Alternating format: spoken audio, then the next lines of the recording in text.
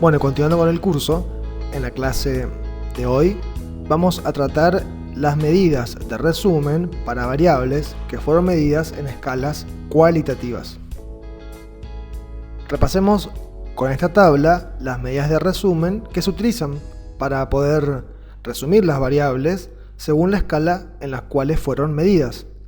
Cuando las variables fueron medidas en escala cualitativa, vamos a utilizar las cifras relativas, que son las proporciones, las tasas y las razones. Este es el tema de la clase de hoy. Cuando las variables son medidas en escalas cuantitativas, se pueden utilizar medidas de posición central, cuyo ejemplo más característico y utilizado es la media, no central, que son los cuantiles o fractiles, especialmente los percentiles y también los cuartiles, y las medidas de dispersión o de variabilidad, que en particular reviste importancia el desvío estándar, que se utiliza para expresar la dispersión de los datos cuando usamos como medida de posición central la media. Es decir, la media siempre va acompañada, o sería deseable que sea acompañada, del desvío estándar. Estos son temas de un video al cual vamos a seguir luego de este. En esta clase vamos a concentrarnos en las variables que fueron medidas en escalas cualitativas y vamos a estudiar las cifras relativas. Esta expresión se observa una relación 9:1 a favor del sexo femenino.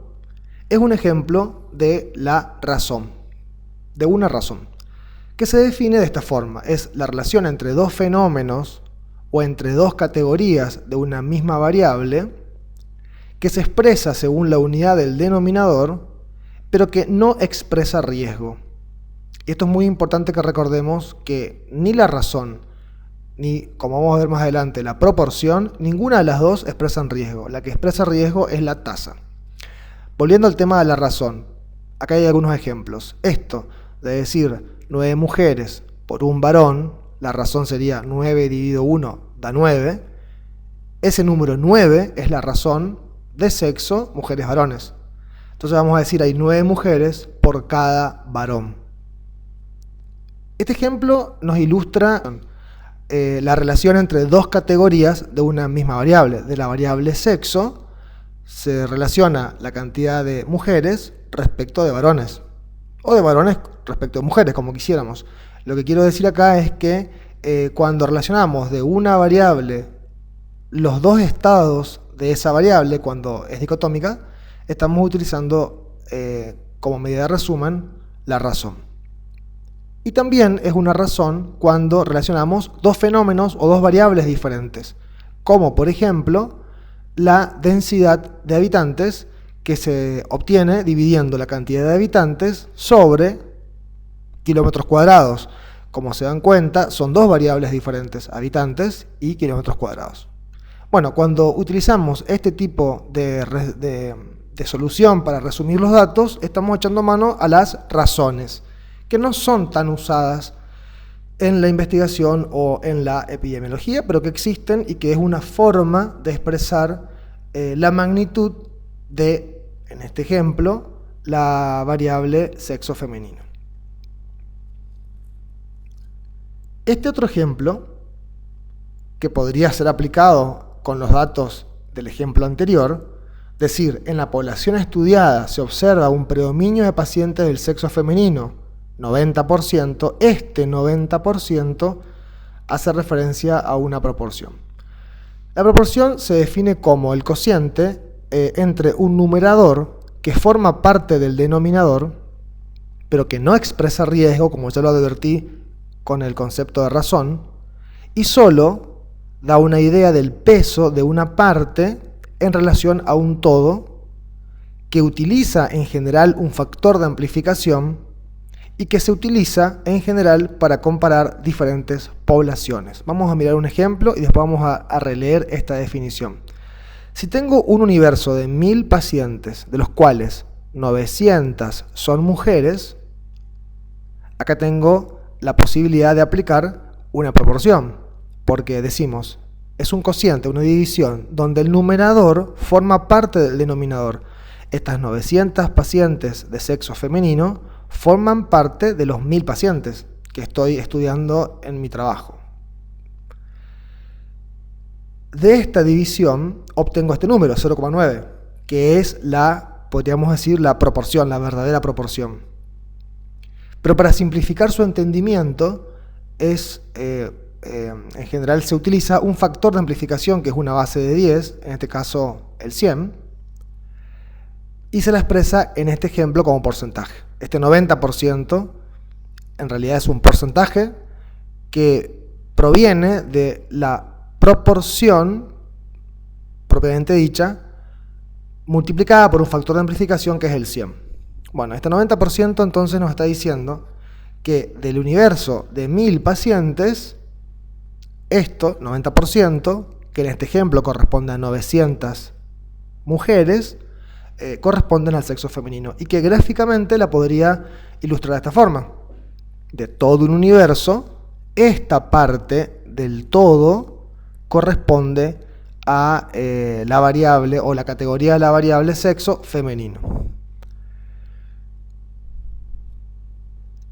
En cambio, una tasa, que es muy posible que la confundan con proporciones y hay que hacer un esfuerzo para diferenciarlas, también es una cifra relativa que relaciona un fenómeno ocurrido en un tiempo y lugar dados con la población que podría haber tenido ese fenómeno. Vamos a decir, con la población expuesta estimada a mitad de periodo en la definición formal, pero ustedes simplemente recuerden que una tasa relaciona los casos nuevos de un fenómeno con la población que podía tener ese fenómeno.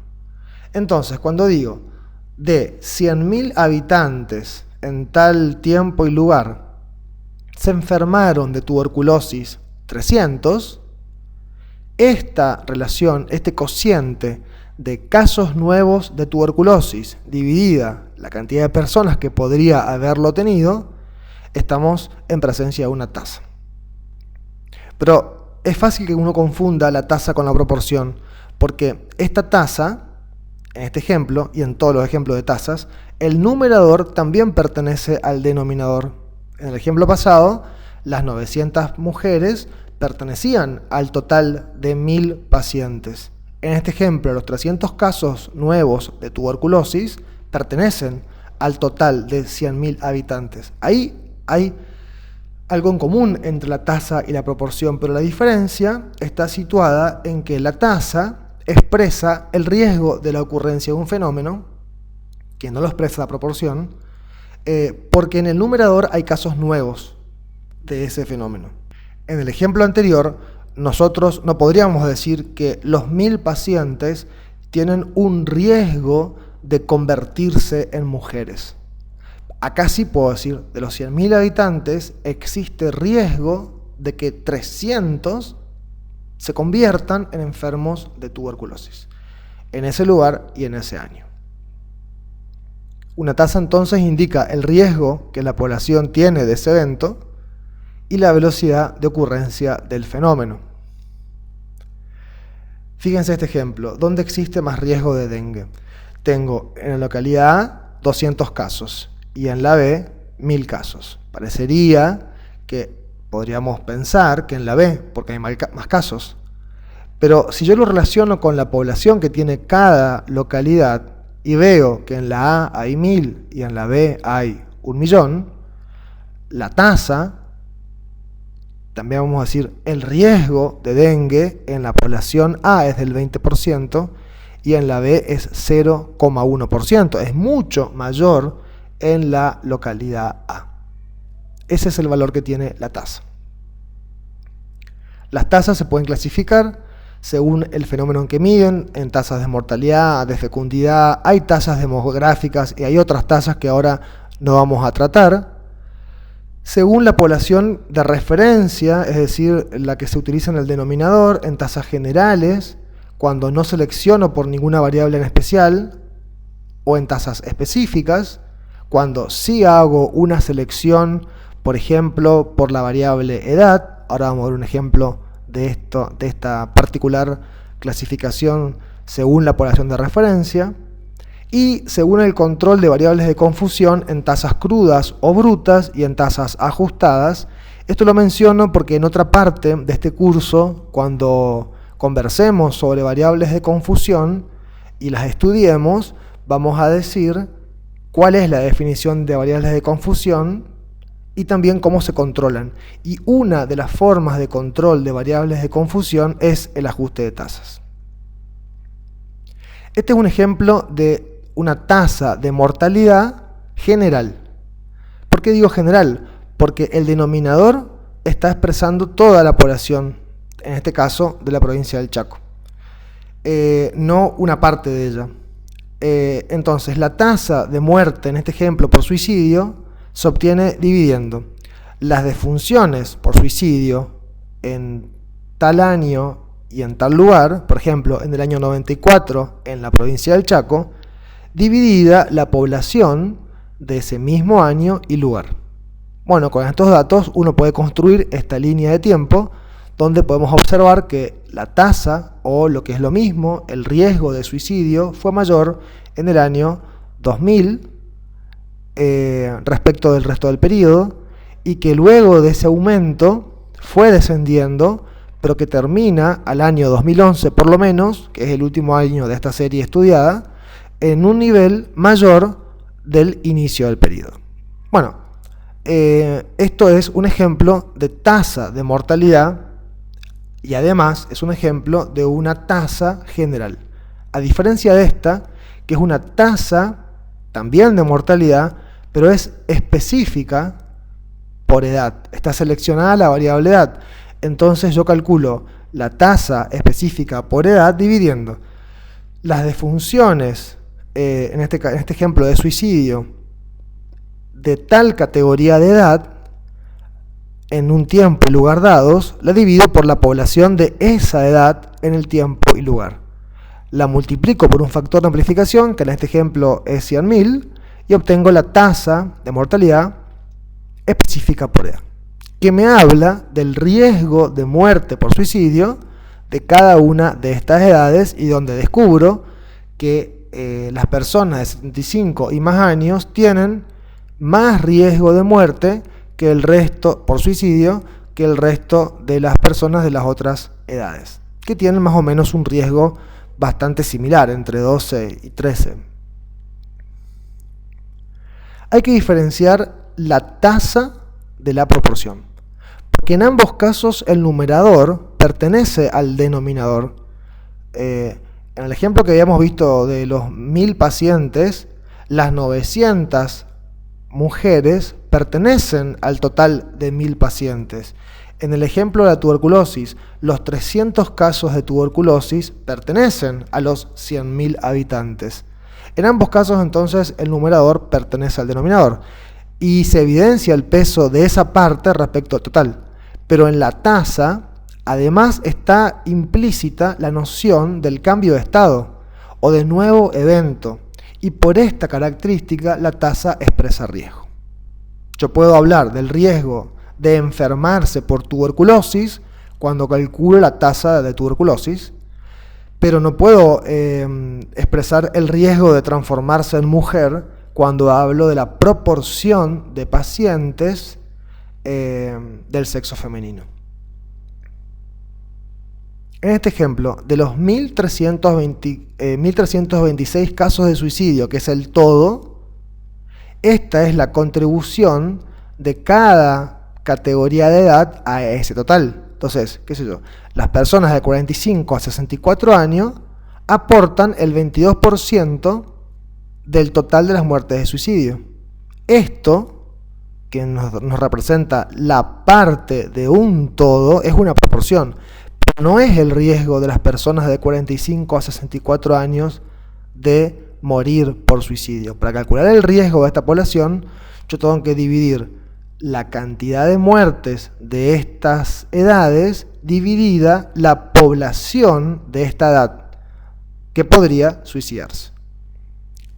Y esto está expresado en este gráfico, donde la tasa de muerte de suicidio de las personas de 45 a 64 años es esta. No es 22% como estábamos viendo acá. 22% es el peso de esta categoría de edad dentro del total de suicidios. Y esto es el riesgo de suicidio de las personas de 45 a 64 años, que se obtiene dividiendo la cantidad de muertes por suicidio de estas personas dividido la población de esta edad.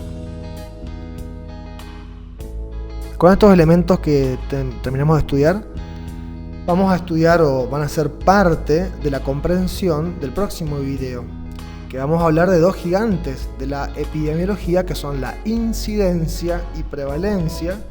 Y ya les voy anticipando que, relacionado a esta clase, la incidencia tenemos que entenderla como tasa, que expresa riesgo, y prevalencia como proporción, porque nos va a decir la parte de un total que tiene una condición. Eso lo vamos a estudiar en el próximo video y ahí los espero.